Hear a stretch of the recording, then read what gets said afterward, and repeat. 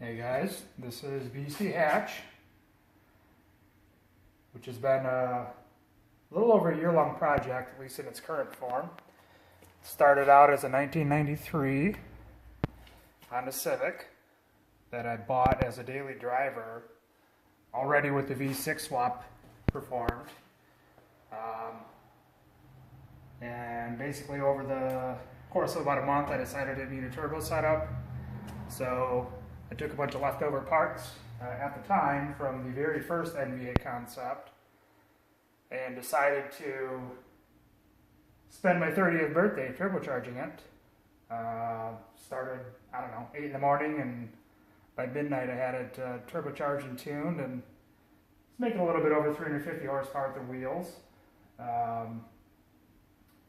In all intents and purposes, the turbo kit has been virtually untouched until the eBay headers that were on the car finally died, and they required a set of headers, that I'm known for over the years. So, and we built those specifically for the second Grid Life event, which you can see the door placards and the windshield band in there. And I'll do a walk around in a minute here, but yeah, I just wanted to go around the car and give you guys an introduction to it. First off, Pegasus Auto Racing. They are awesome. They've supported many of our projects over the years. They're in Wisconsin, so for us it's a 2-day ship, but generally when we order, it's next day shipping. I mean, it's just boom. So, but yeah, you can see it's a pretty radical car, a pretty radical concept. The wheels that are on it are from the 2012 Pikes Peak NSX that I took up there and podiumed with. These ones actually did see the summit. The big crash that happened had the other set of wheels, so it's pretty cool to continue the actual set.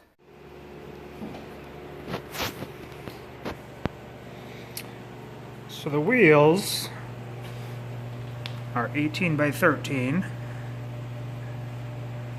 Wrapped in a 335 710 18 tire. It's essentially a 28-inch tall tire, which to my knowledge is the largest tire ever fitted to a Civic, with the idea that we could generate as much grip as possible when combined with the Aero.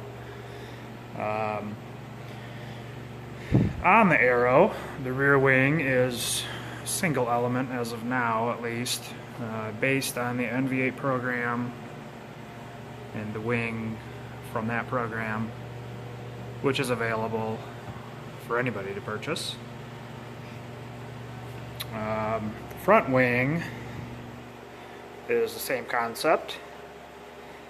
Everybody thinks it's this big splitter, you gotta love the comments on all these retarded posters, but it's actually a very large front wing.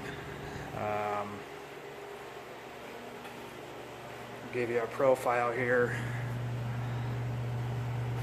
and these little second element pieces are adjustable or removable depending on what you're doing for the course, but you can see here it's got a real nice curvature. And it's pretty sensitive to ground height, to ride height, so that's one thing that we're going to be taking into account as we get further into development of the car.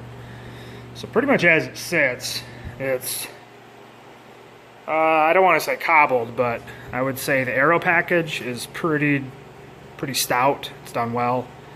The wide body fenders are literally these stock fenders.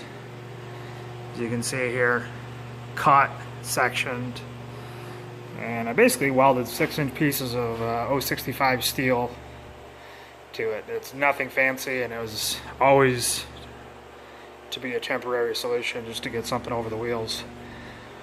This winter we will be doing a wide body kit, whether it's a front, one-piece front end or fenders and hood. We haven't decided, but it's going to get rowdy at some point this winter. Just kind of waiting on the owner, which is actually Eric Streeter. He also has a YouTube channel. It's Erico Caruso, one word. And that's Eric with an A. But so this is actually Eric's car. He bought it from my buddy Chris Post, who bought it from me when I decided to sell it. Chris Post actually coined the word Beastie hatch, and it just kind of stuck. It's funny how that happens. We're going to go back here and show you more of the... Yeah, it gives you a little perspective of the rear wing here. But as you can see by the license plate, it is street legal. There's really no point in hiding it. People get all concerned about showing plates on public videos. Oh, okay. So you can see some of the carbon weave there. Some of the many partners. Toyo Tires has been a part of our racing program since basically I started racing in 2012. And now I'm going to show you the underbody of the car, which is where all the magic happens. So this diffuser, as you can see, is pretty large. It's actually 96 inches.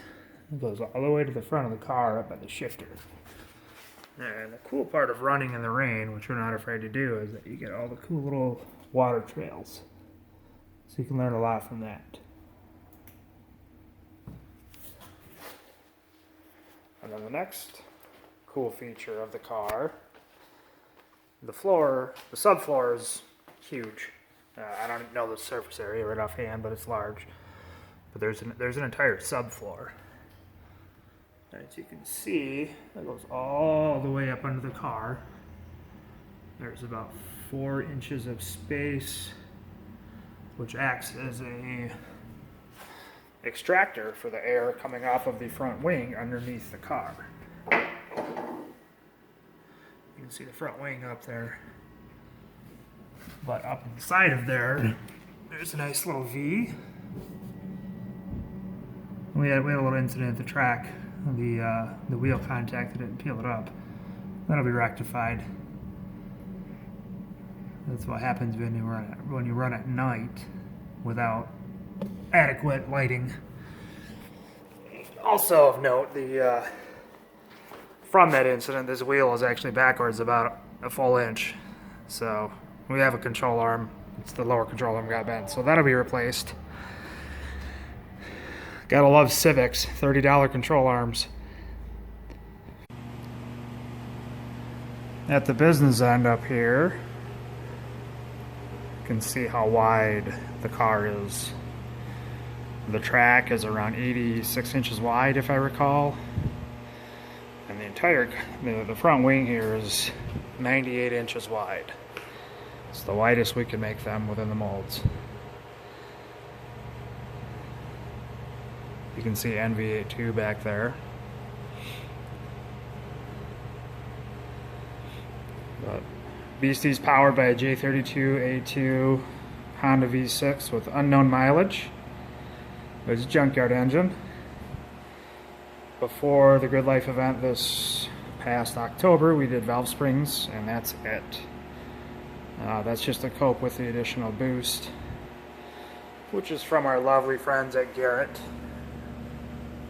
This turbo was up in flames at some point in 2013 from the big NV8 number 1, whatever you want to call it, explosion.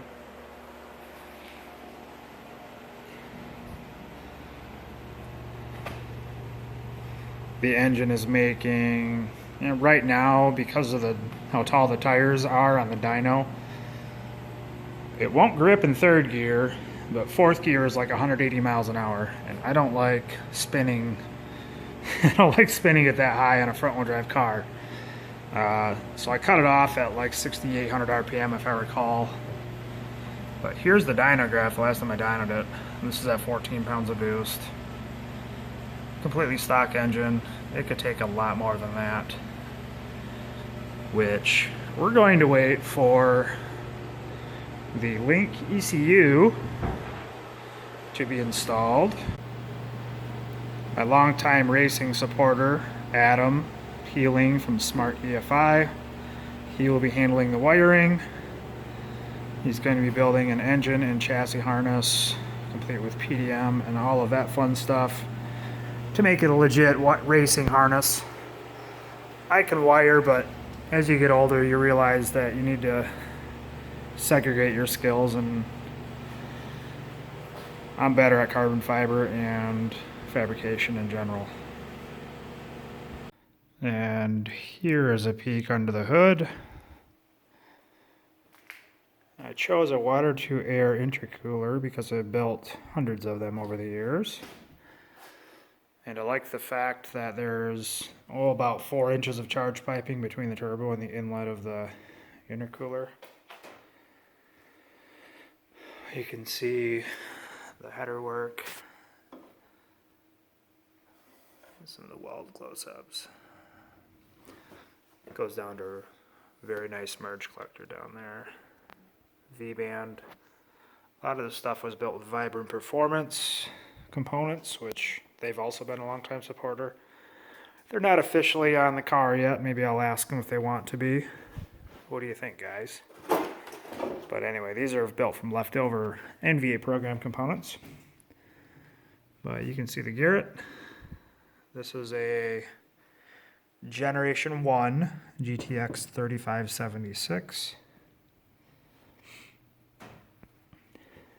The Gen 2s are supposed to make a lot more power. We'll see when they send one. You can see the fire suppression nozzle. Obviously, I'm a big proponent of fire safety, which is provided by Spa Technique. They've been a supporter of the car through Pegasus Auto Racing. And now we'll go to the interior of the car, which is pretty gosh darn Spartan. You've got a seat, you've got some harnesses, steering wheel, brake and clutch reservoirs, and fire system. As of now, we're still running the stock gauge cluster.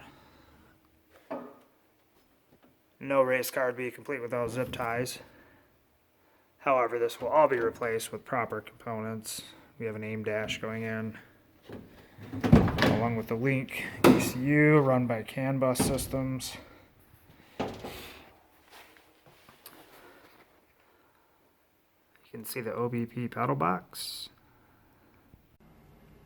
You can see it illuminated now.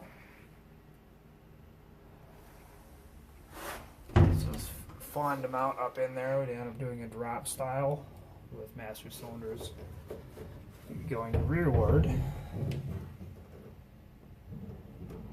But we got it to fit in there. Steering column is still stock. All of this fun stock wiring will be replaced.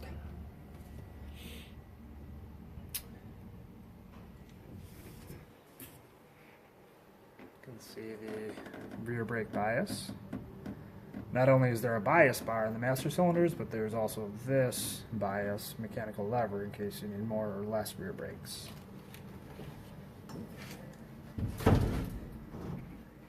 Pretty simple back there. You can see the brake split distribution box back there.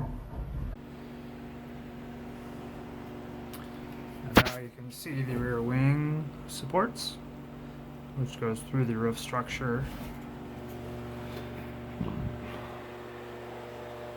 And actually bolts to the wing plates. This wing at speeds the Civic is actually capable of should make about 1,000 pounds of downforce, give or take a little. And a Civic roof is not designed to handle that, so that's what those are for, and they seem to work.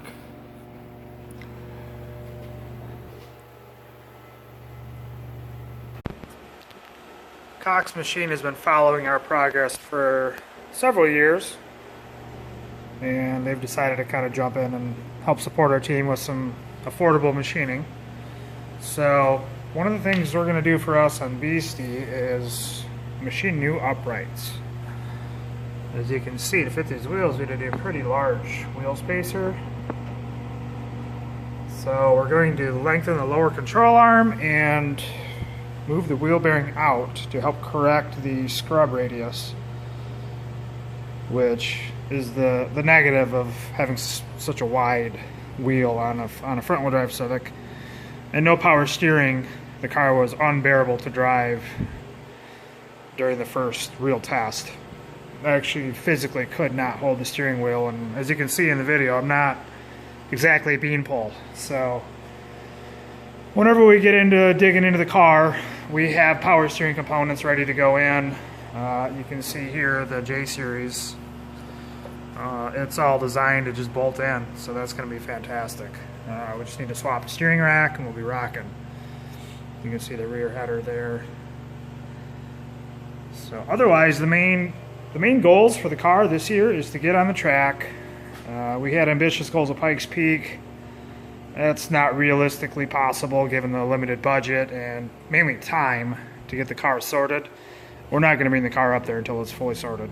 But the main goal this year is to get the suspension working. We're considering doing an inboard rocker setup similar to the NV8 program. Get the scrub radius sorted. Start putting some real power down. It may or may not involve a built engine. We're not sure. I mean, obviously we'll push this one until it goes. The good news is they're about $400. So if it does go, we'll just do another one. Since the car is going to be disabled here pretty soon for the work needed, decided to give you guys one last little fire up.